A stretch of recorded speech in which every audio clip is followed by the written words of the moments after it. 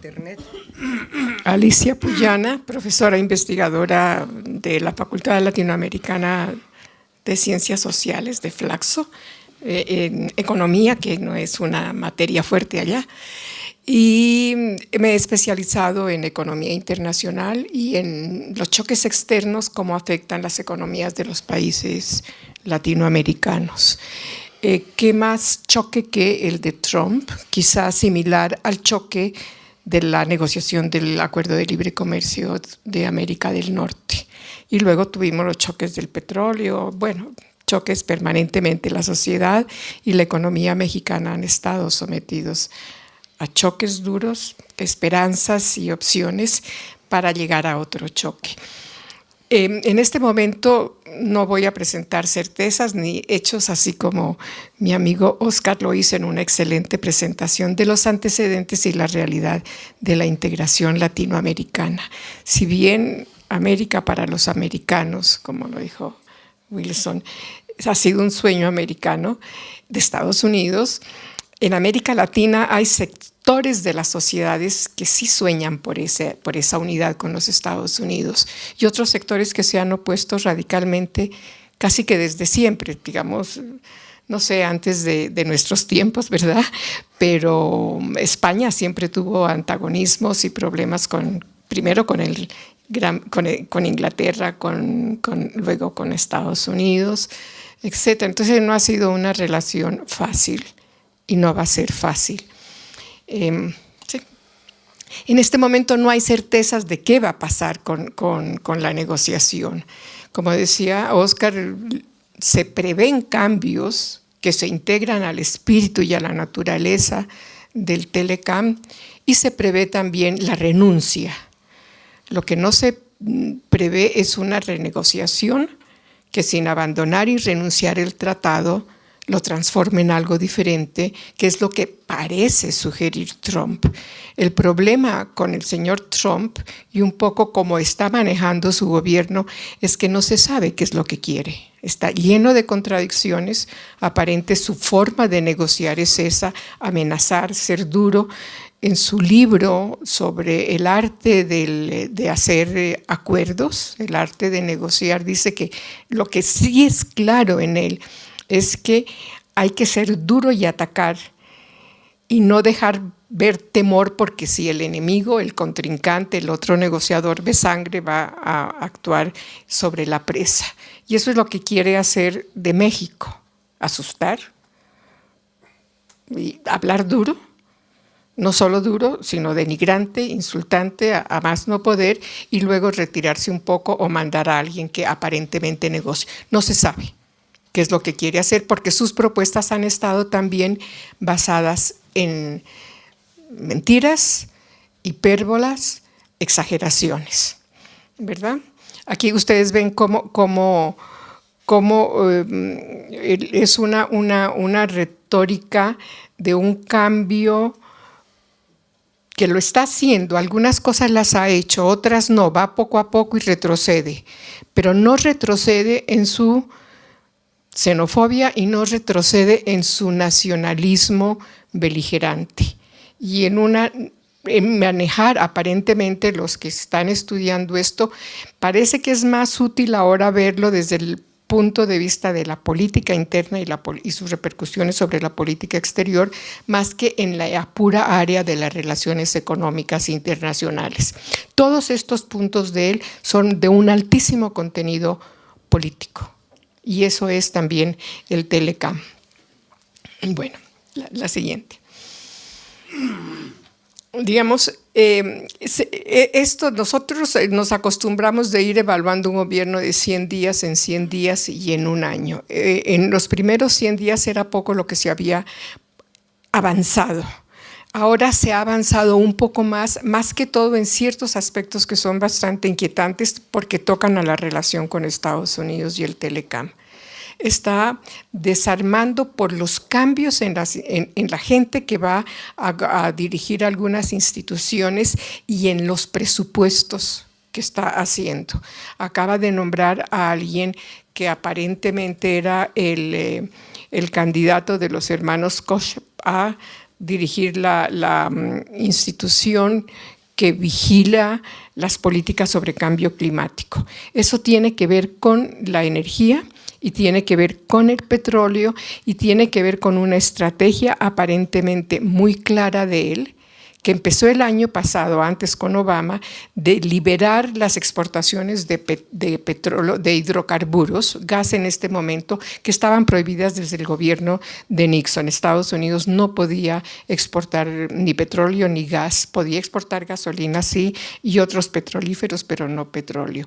Y lo que quiere es penetrar con el petróleo y con el gas, penetrar a Europa, y debilitar así tanto a la OPEP como a Rusia, que tienen unas relaciones muy fuertes en el lado energético. Entonces, desde ese punto de vista se puede ver que sí tiene una clara idea de fortalecer ciertos aspectos de la política internacional y de las relaciones internacionales de Estados Unidos, pero siempre pensando en la seguridad nacional y en militarizar la diplomacia estadounidense. Y eso es algo que a México debe preocuparle muchísimo. Bueno, entonces yo creo que ahora protestar el TPP lo hizo. Protestar el Telecam no lo hizo, pero si ustedes se dieron cuenta, ya los gremios mexicanos están como pensando que eso puede ser y que quizás sea la mejor opción para México. No seguir insistiendo en la modernización, como lo llama México, del Telecam, sino retirarse y acogerse a la OMC y ver qué pasa en el futuro. Quizá Dios se apiade de Estados Unidos y de nosotros y mande otro presidente mejor, ¿verdad? Pero todavía son más de 3 años lo que nos falta. Bueno, poner impuestos a las importaciones, eso no ha avanzado, pero sigue insistiendo en cambiar el impuesto territorial que tiene ahora por impuesto al valor agregado, en donde se hacen las ventas y no en donde se produce el bien, precisamente por lo difícil que es captar en dónde se genera el valor agregado de un bien que se consume en Estados Unidos, por las cadenas de valor, ¿verdad? Construir el muro, parece que hubo un acuerdo con los demócratas de cambiar parte de la suspensión de la política de Obama de no repatriar a los niños que sin su consentimiento fueron llevados a Estados Unidos, los dreamers, ¿no? Los soñadores que se llama. Reducir esa presión de la política que él tenía tan astringente en ese sentido, a cambio, eso lo impusieron los demócratas, y los demócratas aceptaron ampliar la financiación del muro. Entonces, allá así se negocia, ¿verdad? Entonces, parece que allí en el muro va a avanzar, pero no se sabe qué tanto ni con qué intensidad. Lo cierto es que el muro ya se venía construyendo desde hace muchísimos años, que avanzó mucho con Clinton, avanzó con Bush, especialmente con Bush después del 11 de septiembre, y mucho con Obama. ¿Ok? Pero entonces eso puede seguir. Migración está frenada, pero acaba de tener una nueva orden de limitar ya para países específicos la migración. Allí no está México, lógicamente no está México, y está Venezuela, que uno no sabe por qué Venezuela, si realmente no tiene mucho sentido. Pero bueno, entonces sigamos la siguiente. Esto es lo del imperialismo bélico, digamos, toda su asonancia. Él no quiere, en política no quiere ser proteccionista, es decir, no quiere aislarse, como muchos republicanos que sí prefieren el aislamiento, y aparentemente los demócratas intervienen más, ¿no? En invasiones y todo eso, los demócratas intervienen más. Es que vamos a la siguiente. Aquí tengo yo una relación que esto sobre en lo que Trump ha presentado como de seguridad nacional, porque si ustedes recuerdan el discurso de inauguración de Trump, que fue algo muy bélico, muy intemperante, inclusive en términos de la unión nacional interna, pero él presentaba a Estados Unidos como un país agredido, atacado, víctima del terrorismo, víctima de las exportaciones mexicanas y de los migrantes mexicanos y de los migrantes de todo el mundo, víctima de la indiferencia de la OTAN que no costea su seguridad, etc. Y lógicamente víctima también de la delincuencia exportada especialmente por mexicanos, etc. Pero en todos sus puntos de conflicto para la seguridad nacional estadounidense, que no lo ha expresado solamente en la campaña ni en el discurso inaugural, sino es algo que viene desde 1983. Hay un libro, no recuerdo su nombre, de unos historiadores que lo estudiaron todas sus declaraciones y manifestaciones y sus programas de televisión, y todos estos puntos han estado presentes en él. Entonces hay una coherencia, en su aparente locura hay una coherencia. Estados Unidos es víctima y Estados Unidos se ha desangrado financiando la democracia, la paz mundial, el internacionalismo cooperativo, etc. Y esto se acabó. Pero México aparece como el mayor peligro. Ese es el único que está en todas partes, ¿verdad? Canadá solamente está en empleo, le quita empleo, manipulación cambiaria, no siempre, pero lo dice, tiene el IVA, lo cual para él el impuesto sobre el valor agregado es una discriminación contra las importaciones, y el déficit, bueno, esto. Centroamérica casi no aparece en migración, pero lógicamente porque México no cumple con su deber de hacer el filtro. La Unión Europea por empleo, especialmente Alemania, etcétera. No voy a seguir. Norcorea pues ahora está en la mira, pero es tan remoto y es tan pequeño que no, y además no puede hacer nada. Realmente una hecatombe nuclear no la va, ni Japón ni Corea van a aceptar eso. Entonces sí es México el mayor enemigo en la retórica y en la presentación un poco falaz de la realidad norteamericana y de la realidad del mundo. Ahora, él dice que el Telecam ha sido un acuerdo desastroso para Estados Unidos, que sus negociadores no fueron tan inteligentes como los muy buenos negociadores mexicanos que lograron embobarlos y hacer un acuerdo totalmente beneficioso para México y totalmente negativo para Estados Unidos. Eso me recuerda una entrevista que presentó Bhagwati, el gran economista hindú librecambista, que dijo que pues el Telecam era un mal negocio para México, que iba a fortalecer un sistema de relaciones centrado en un núcleo, que es Estados Unidos y la Unión Europea, y unos radios y unos estos que van a girar en torno a ese núcleo, pero que pierden toda autonomía y toda potencialidad económica, como lo mostró Oscar. Y él dijo además que los negociadores mexicanos se creían que estaban negociando como si fueran ciudadanos del norte del río Bravo. Entonces, hay dos visiones de los negociadores del Telecam, ¿verdad? Mexicanos, el de Trump y el de Bhagwati. Yo no sé cuál sea la opción de ustedes, no le voy a decir la mía, pero luego la van a derivar. Entonces, lógicamente, México se metió en unas negociaciones de muchísima asimetría y eso no importa. Es difícil que no haya negociaciones entre seres o entre organismos, especialmente en integración entre socios desiguales. El problema es que México renunció a cualquier tratamiento que generalmente se ha dado en todos los acuerdos de integración a los países de menor desarrollo relativo.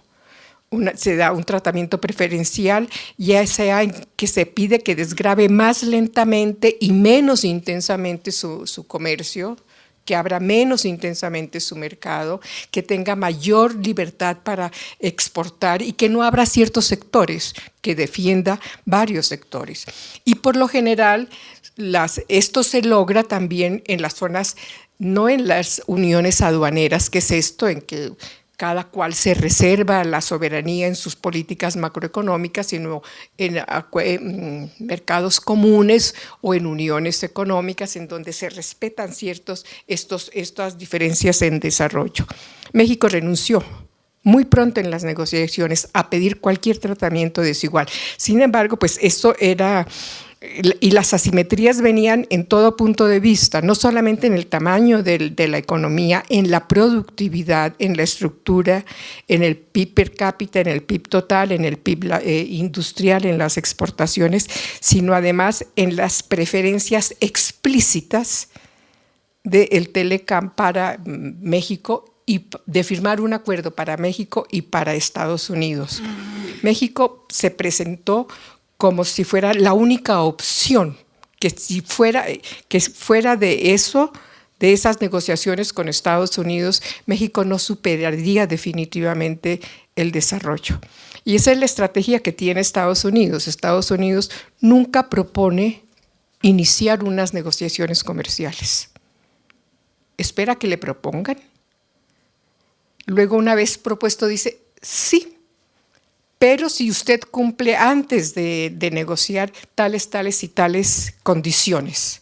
Una vez aceptadas esas condiciones que muchas veces no tienen nada que ver con comercio, entonces entra a negociar, pero desde un punto muy rígido. ¿Por qué? Porque dice, a mí no me interesa, yo tengo ya mucho comercio, yo no dependo de ustedes. Entonces, esa asimetría en las opciones y en las preferencias le dio muy duro, cerró México su margen de negociación. ¿Por qué? Porque tampoco era una negociación con objetivos económicos claros y era una negociación con objetivos políticos muy definidos para el gobierno mexicano. Acordar en un tratado internacional la estabilidad de las reformas macroeconómicas y de las reformas estructurales, de todo el cambio en el modelo a raíz de la crisis de la deuda. Entonces era como atar los cambios hechos e impedir que nuevos gobiernos hicieran otros cambios, revirtieran eso, que hasta cierto punto es quitarle márgenes a la expresión de la democracia. Porque ¿para qué elegir un nuevo gobierno si no puede cambiar nada? Bueno, diferencias en el modelo económico muy grande, un modelo liberal, mucho más liberal que el modelo británico de economía liberal o que cualquier modelo económico liberal europeo, es el estadounidense. Y México tenía un modelo muy diferente, mucho más, un Estado más intervencionista, si ustedes quieren, un Estado más desarrollista que la mayoría de los estados latinoamericanos. Entonces, todo el costo del ajuste lo cargó México, porque tuvo que ajustar sus políticas, sus instituciones, sus criterios de cuáles son las relaciones entre el Estado y la sociedad para ajustarlos a ese nuevo modelo. Asumió todo el costo de los cambios.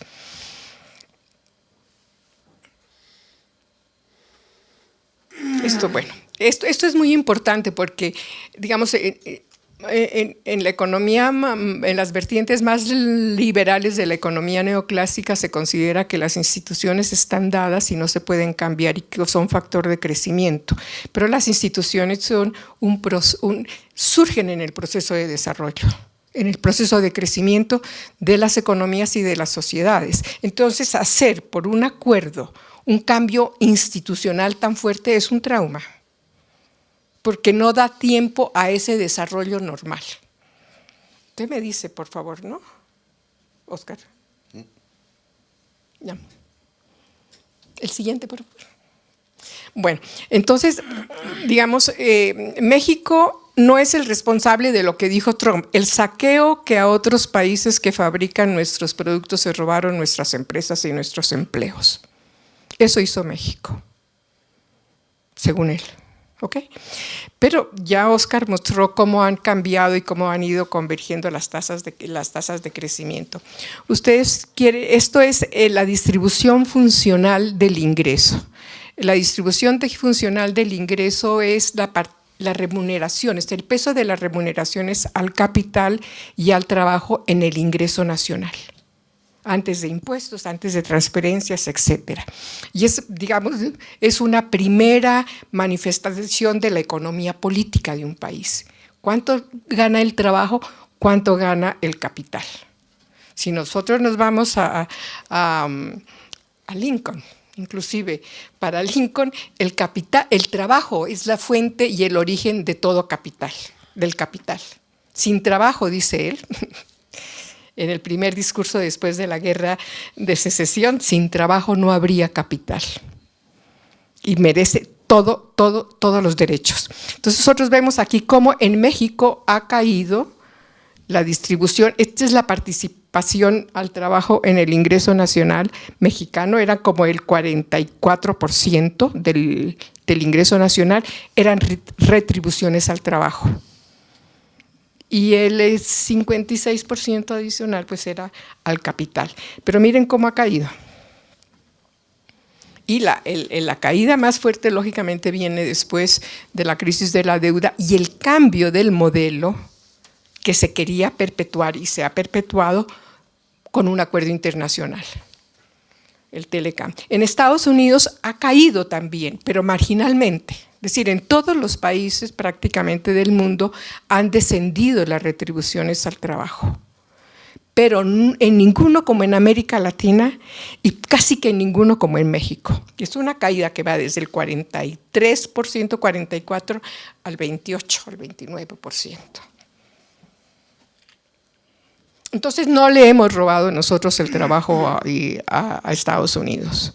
Si nosotros consideramos que mucho del trabajo se crea son las exportaciones y no hay vinculación entre la tasa de crecimiento de las exportaciones y la tasa del crecimiento del PIB, porque gran parte de lo exportado es valor agregado importado y mucho importado desde Estados Unidos.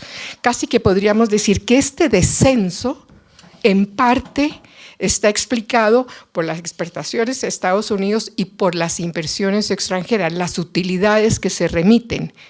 Y México tiene un gran componente de inversión extranjera estadounidense. La siguiente.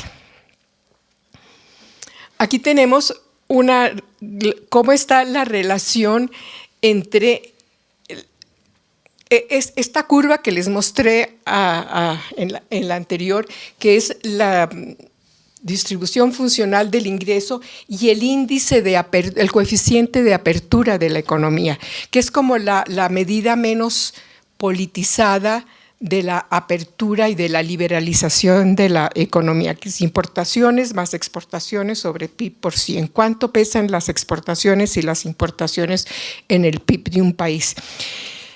No quiero decir que sea causalidad, pero sí van en la misma dirección. Hay una relación directa y estrecha entre el coeficiente de apertura comercial de México, que pasó más o menos del 35 en el 94, el 35% del PIB mexicano eran importaciones y exportaciones, al 72% en el 16, y de eso casi todo Estados Unidos, especialmente por el lado de las exportaciones y la caída de la participación de la remuneración. Entonces vemos que en ese proceso de relaciones, de intensificar las relaciones ya intensas que tenía México con Estados Unidos, ha habido ese deterioro salarial. Y este es el salario real mínimo en México. Si tomamos como índice el año 2100, esto es 1984 y esto es el 2016.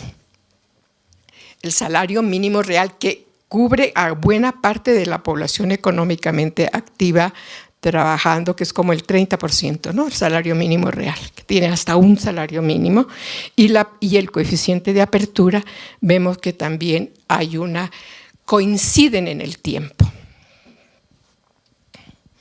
Y aquí otro de los que dice es que Estados Unidos depende mucho de México y que depende en una forma que ha sido perjudicial. Esto es, la dependencia yo la mido aquí como qué tanto del Producto Interno Bruto de un país depende de las importaciones y las exportaciones con otro país.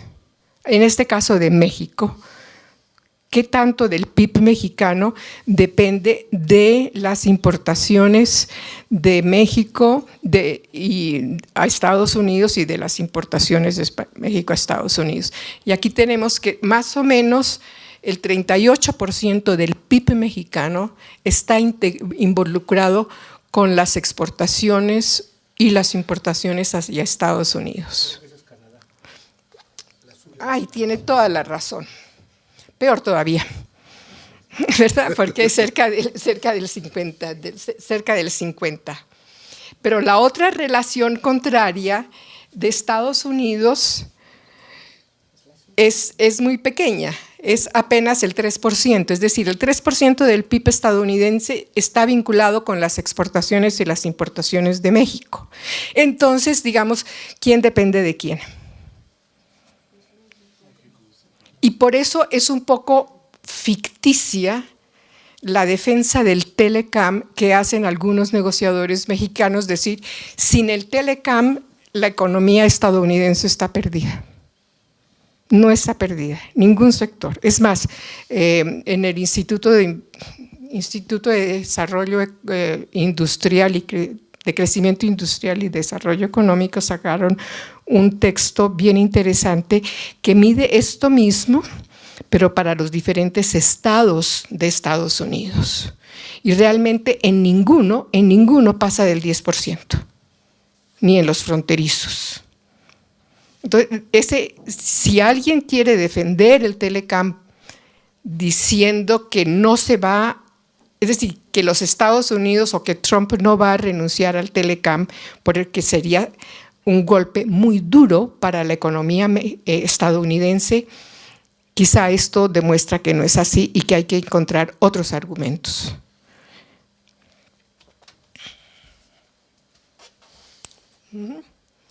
Bueno, este es un cuadro, digamos, la especialización vertical de las exportaciones mexicanas y chinas hacia Estados Unidos. Es que, digamos, mientras el déficit comercial de Estados Unidos con México es cerca de $60 mil millones de dólares, con China es cerca de 340 mil millones de dólares. Entonces, ¿por qué tanto ruido con el déficit comercial con México y silencio respecto del déficit comercial con China? Esto aquí dice, es decir, cuánto la especialización vertical tiene que ver también con la matriz de insumo-producto y cuánto del valor agregado del país importador tienen las exportaciones de otro país. Es decir, qué tanto valor agregado estadounidense se está exportando México. En China es mucho menos que México. Y lo más interesante es que en las exportaciones en donde China es dominante hacia Estados Unidos, el valor agregado estadounidense contenido en esas importaciones chinas es mucho menor.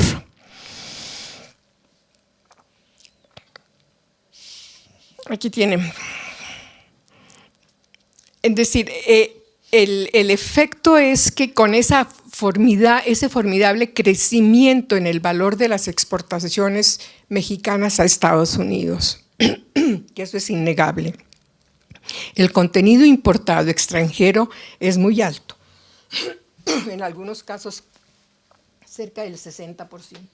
Ya estoy como la señora May que no puede hablar.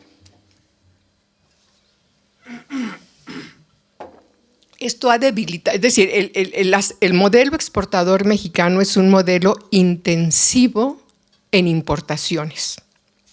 Podría decirse que hubo otra substitución en México del valor agregado mexicano por valor agregado importado, que en ese contenido, esa es una segunda substitución que explica también la caída de las remuneraciones al trabajo que les mostré anteriormente. Y aquí tienen ustedes, las líneas verticales son las exportaciones mexicanas, la participación de las exportaciones manufactureras en el total de las exportaciones mexicanas, que es cerca del 83% de los 340,000 millones de dólares o casi 400,000 millones de dólares que México exporta, el 82% son manufacturas. Eso es muy importante. Pero el valor, la participación del valor agregado manufacturero en el total, si ustedes lo ven, ha estado más o menos estancado y muy bajo. Se habla de la desindustrialización, no solo de México, ¿no?, sino de América Latina y de los países de ingreso medio. Y lo mismo pasa con el empleo. La participación del empleo total, del empleo manufacturero en el total. Es decir, hay una desvinculación entre las exportaciones, la tasa de crecimiento de las exportaciones, la tasa de crecimiento del Producto Interno Bruto y la tasa de crecimiento del empleo. Es decir, uno se pregunta, bueno, todo ese esfuerzo de incrementar las exportaciones, ¿para qué? ¿Para que la economía no crezca más? ¿Para que el empleo no crezca más? ¿Para que los salarios se demeriten? ¿Sí? Eso es como correr en una bicicleta estática, ¿no? Mucho esfuerzo. Algo similar pasa con la agricultura. Bueno, y finalmente esto acá, ¿sí? ¿Cuáles son las perspectivas o qué piensan sectores, diferentes sectores de la sociedad mexicana sobre la renegociación del Telecam? Esto se hizo en base a análisis desde agosto del año pasado hasta marzo de este año, lectura de muchos periódicos, revistas, entrevistas, declaraciones, ¿verdad? Cerca de 228 fuentes se investigaron. Renegociar y defender el libre comercio, eso es una opción, con el 36% de las personas que hablaron, etcétera. Pero allí hay diferentes posiciones. Algunos dicen, bueno, hay que defender el Telecam y renegociar, pero ante todo defender el libre comercio. No importa, el libre comercio es la panacea y es lo que permite. El argumento es que han bajado los precios de bienes importados, que el consumidor se ha beneficiado porque tiene muchísimos productos diferentes y más baratos para comprar. Mirando a los ciudadanos solo como consumidores, no como productores. Es decir, como personas que para consumir tienen que trabajar, que somos la gran mayoría. Cerca del 80% de los hogares latinoamericanos tienen casi como único ingreso el ingreso laboral. Entonces, ¿cómo pueden aprovecharse si no tienen ingreso para disfrutar que hay maravillosas cosas en el mercado? Hay otra posición que es no renegociar el Telecam sin beneficios mutuos, y los beneficios mutuos van de diferente posición. Defender el mercado interno, defender la agricultura, defender las manufacturas, ampliar mercados externos, etcétera, ¿verdad? Pero hay algunos que no es despreciable, cerca del 32%, de transformar el modelo económico actual. Si ustedes quieren introducir políticas sectoriales, volver al estado desarrollista de otros tiempos, lógicamente, en las condiciones actuales. Eso es lo que se sugiere. No sabemos, lógicamente, el gobierno ya tiene su estrategia, el sector privado productor está dividido. Una cosa piensan los agricultores, otra cosa piensan los importadores, los comerciantes y otra los productores. Y dentro de los productores, los grandes productores, los pequeños y los más pequeñitos. Entonces no hay unidad, pero no se consulta a la sociedad. En el cuarto de al lado pues están los grandes productores, no están las mini empresas ni mucho menos. Creo que eso así ya termino.